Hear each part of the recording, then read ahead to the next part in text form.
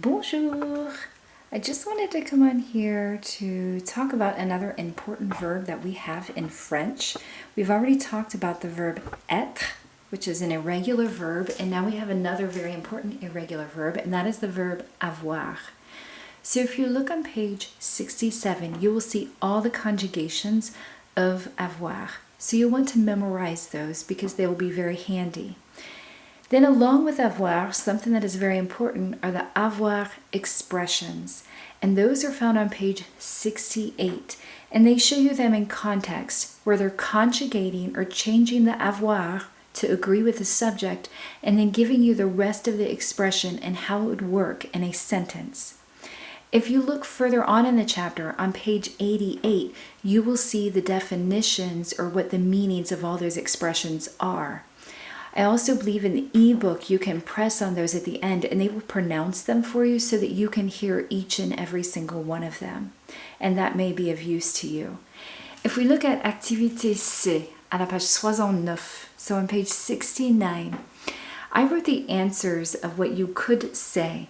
So number 1, numéro 1, it says Je porte un pull et un manteau.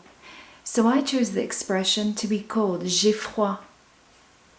Number 2, numéro 2, il est minuit, right? So it's very late at night. So j'ai sommeil, I'm tired. Numéro 3, j'ouvre la fenêtre.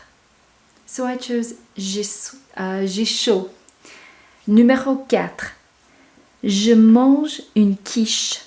Okay, so I'm going to eat a quiche. So I said j'ai faim. Numéro 5, says Paris est la capitale de la France. Et voilà, numéro 5, j'ai raison. Et finalement, numéro 6, des amis français m'invitent à Paris. Ah, j'ai de la chance. Right? I'm feeling very fortunate to be invited to France or to Paris. Now, another time when we're going to use this verb avoir, which is very important, you will see over here to the side, I added the question, quel âge as-tu? Now this is the informal because I'm using that tu. So I'm speaking to a person that's probably my own age or someone younger than me and someone that I'm comfortable with, so I'm using that tu form. If not, I would ask, quel âge avez-vous? I would use my more formal vous form. In order to respond to that, we're saying, how old are you? Notice in English we say are you. So that would actually be the être verb if I was directly translating. But that's not how we say it in French. We use avoir. We're literally asking, what age do you have? So I'm going to respond with j'ai, I have, and I'm going to say how many years I have. And so where the line is, that's going to change. J'ai 20 ans. J'ai 30 ans. J'ai 21 ans.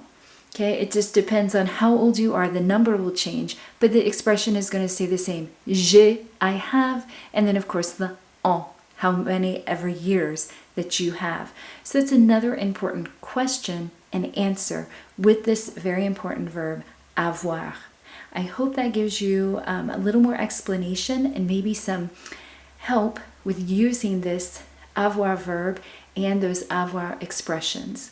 So again, it's important to memorize how you conjugate that verb with all the different ones. In this example, you're only seeing the je. Notice that it does have the J apostrophe because the e starts with the vowel.